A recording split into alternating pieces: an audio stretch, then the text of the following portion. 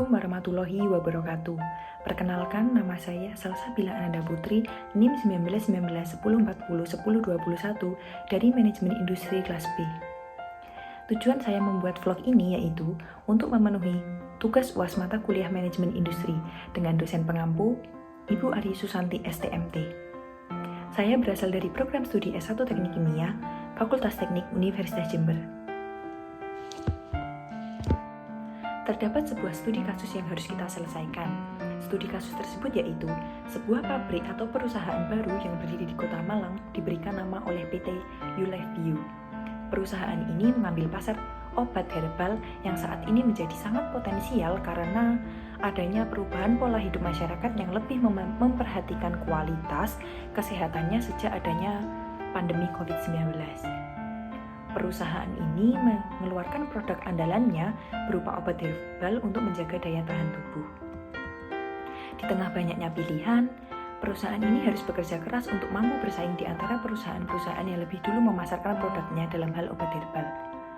Pihak manajemen puncak perusahaan telah melakukan rapat penting dan memutuskan perlunya melakukan studi terlebih dahulu untuk mengetahui kesiapan perusahaan. Sehingga dari studi tersebut dihasilkan beberapa informasi yang dapat kita pelajari. Yang pertama, sebagai pemain baru, penyebaran produk obat herbal pada wilayah Kota Malang memiliki pemasaran potensial yang tidak memiliki pusat distribusi. Informasi yang kedua, keberadaan produk obat herbal ini masih belum dikenal masyarakat. Yang ketiga, promosi hanya menggunakan pameran dan brosur. Yang keempat, belum memiliki agen tetap maupun kemitraan untuk memasarkan produk. Dan yang terakhir, jumlah karyawan perusahaan masih terbatas. Nah, dari studi kasus yang diberikan, muncullah dua pertanyaan. Pertanyaan yang pertama, menurut Anda, apa yang harus dilakukan oleh pihak manajemen puncak untuk mencari solusi atas temuan-temuan yang ada pada studi pendahuluan tersebut? Yang kedua, jika Anda merupakan salah satu orang dari yang terlibat dalam pengambilan keputusan atau kebijakan pada pabrik atau perusahaan tersebut, apa yang akan Anda usulkan untuk melakukan atau mengubah kondisi yang terjadi berkaitan dengan temuan-temuan di atas? Nah, untuk menjawab pertanyaan pada nomor 1, hal yang harus dilakukan yaitu pertama, harus mempunyai sebuah kantor atau harus membangun sebuah pusat sebagai tempat pendistribusian produk tersebut. Fungsi dari sebuah kantor itu sendiri yaitu untuk sebuah tempat yang digunakan sebagai perniagaan atau perusahaan yang dijalankan secara rutin, yang mana distribusi sendiri adalah kegiatan menyalurkan produk, baik itu barang maupun jasa dari produsen ke konsumen. Yang kedua, meningkatkan promosi. Promosi merupakan salah satu cara untuk mengembangkan usaha yang penting dilakukan konsumen terhadap sebuah produk dan jasa yang akan ditawarkan. Berikut merupakan salah satu bentuk promosi yang dapat digunakan.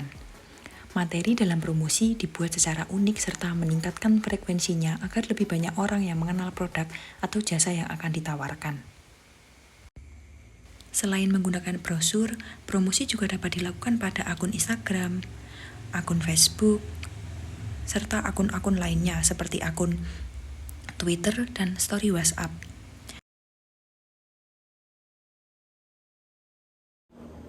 Temuan yang ketiga yaitu produk yang dijual hanya satu jenis. Nah, karena produk yang dijual hanya satu jenis, maka kita bisa memaksimalkannya dengan berfokus pada satu jenis tersebut dengan memaksimalkan pada pemasaran. Yang dimaksud dengan memaksimalkan pemasaran yaitu jangan menaruh harga tinggi pada produk karena pada perusahaan tersebut hanya memiliki satu buah produk saja. Jika kita menaruh harga yang mahal, maka tidak sesuai dengan wilayah dan berpotensi pada penyebaran produk yang sulit. Yang keempat, dapat dilakukan dengan membuat materi promosi yang sangat menarik melalui Instagram, Twitter, Facebook, atau media sosial lainnya. Meningkatkan frekuensi agar lebih banyak orang mengenal produk dan jasa yang akan kita tawarkan. Manfaatkan jalur promosi selain menggunakan brosur dan iklan online. Manfaatkan sosial media dengan baik dan masih banyak lagi. Selanjutnya, segera mencari mitra dan mengembangkan jaringan. Memperluas jaringan dapat dilakukan dengan memperluas pemasaran. Pemasaran dapat dilakukan dengan membuka cabang-cabang toko atau cabang-cabang perusahaan sehingga dapat meraih untung yang maksimal pula.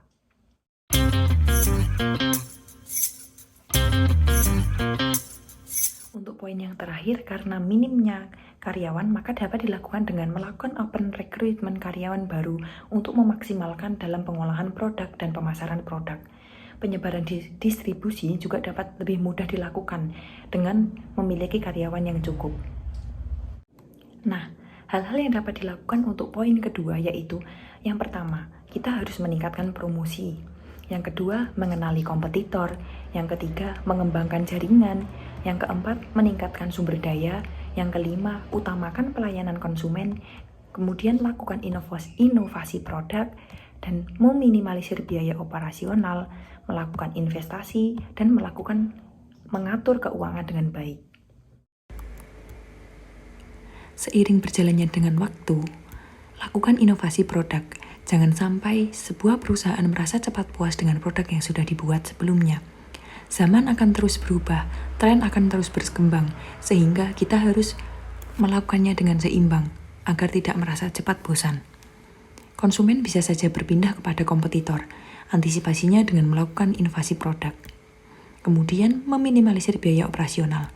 Tujuan dari minimalisir biaya operasional yaitu jangan sampai besar pasak daripada tiang. Maka dari itu, harus benar-benar mengawasi besar modal dan biaya operasional yang dikeluarkan. Lakukan investasi pula. Investasi dapat dilakukan dengan berbagai cara.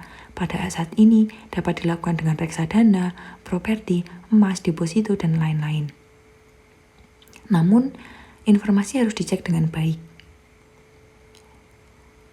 Kemudian, atur keuangan dengan baik. Ketika usaha yang didirikan sudah mulai berjalan, aturlah keuangan dengan baik. Menjalin kerjasama dengan berbagai pihak juga merupakan faktor yang utama yang harus kita lakukan. Pengeluaran. Hal-hal tersebut dapat meningkatkan pemasaran, meningkatkan produsen, dan meningkatkan konsumen. Semakin kita memperluas pemasaran, maka produk akan tersebar di mana-mana, sehingga tidak terjadi kekhawatiran bahwa tidak akan terjual produk tersebut. Namun, hal yang perlu ditekankan yaitu kualitas produk juga harus ditingkatkan.